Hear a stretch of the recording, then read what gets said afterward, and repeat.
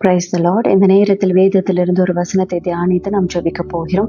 1 கொரிந்தியர் 15:33. மோசம் போகாதிருங்கள், ஆகாத சம்பாஷணைகள் நல்லொழுக்கங்களை கெடுக்கும்.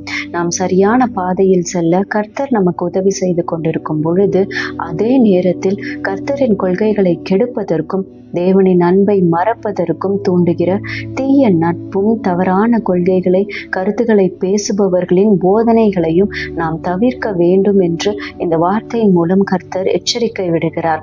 உபாகமம் 8:11 சொல்லப்பட்டிருக்கிறது, உன் தேவனாகிய கர்த்தரை மறவாதபடி எச்சரிக்கையாய் இரு என்று சொல்லப்பட்டிருக்கிறது. எனவே இந்த நேரத்திலே நாம் ஜெபிப்போம்.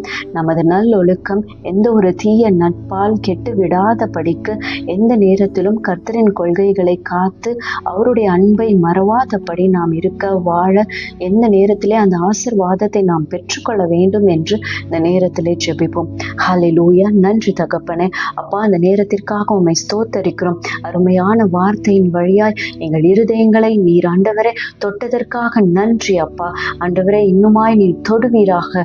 இந்த நாள் முதல் கர்த்தாவே, எங்களோடு பயணிக்கிற எந்த ஒரு தீய நட்பும் தொடர்ந்து வராதபடிக்கு உமது கொள்கைகளை கெடுப்பதற்கும் உமது ஆலோசனைகளை கெடுப்பதற்கும் தூண்டுகிற எந்த ஒரு தீய நட்பும் எங்களோடு பயணிக்காதபடிக்கு நீர் எங்களோடு இருக்க வேண்டுமாக ஜெபிக்கிறேன் அப்பா.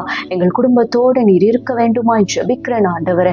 எங்கள் பிள்ளைகளுக்கு ஆண்டவரே அப்பா, இணைந்து வாழ்கிற எந்த ஒரு தீய நட்பும் ஆண்டவரே உம்மை விட்டு விலகி செல்வதற்கான நட்பு இருக்கக்கூடாது என்று இந்த நேரத்தில் ஜெபிக்கிறேன் ஆண்டவரே. எல்லா தீய நட்பையும் இந்த நேரத்திலே நீர் ஒழித்து போடும்படிக்காய் ஜெபிக்கிறேன் பிதாவே. இயேசுவே, உம்மை பிரித்து வாழ வைக்கிற அந்த நட்பு எங்களுக்கு தேவை இல்லை என்று ஆண்டவரே இருதயத்திலே நீர் பேசி ஆண்டவரே ஒவ்வொரு நேரத்திலும் எங்கள் இருதயங்களை கழுவி சுத்திகரிக்க வேண்டுமாக ஜெபிக்கிறேன் அப்பா.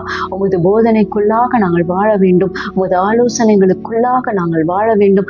எந்த நேரத்திலும் அப்பா எங்களுடைய இன்பத்திற்காக கர்த்தாவே உமது கருத்துக்களை உமது கற்பனைகளை நாங்கள் தவிர்த்து விடாதபடிக்கு நீர் எங்களை வழி நடத்த வேண்டுமாக ஜெபிக்கிறேன் பிதாவே. நீர் அப்படியா இந்த நாள் முதல் எங்களை நடத்த போவதற்காக ஸ்தோத்திரம். அப்படிப்பட்ட ஒரு பெரிய ஆசீர்வாதத்தை எங்களுடைய ஒழுக்கத்திற்கு எந்த கேடும் விளைவிக்காதபடிக்கு நீர் எங்களை ஆசீர்வதிக்க போவதற்காக ஸ்தோத்திரம் ஆண்டவரே. இந்த நாளை ஆசீர்வதித்து கொடுத்ததற்காக நன்றி அப்பா. இந்த நேரத்தில் எல்லாவற்றையும் உமது பாதத்திலே ஒப்பு கொடுத்து ஜெபிக்கிறோம். எங்கள் ஜெபம் கேளும் ஜீவனுள்ள நல்ல பிதாவே. ஆமென். Be blessed in Jesus Christ.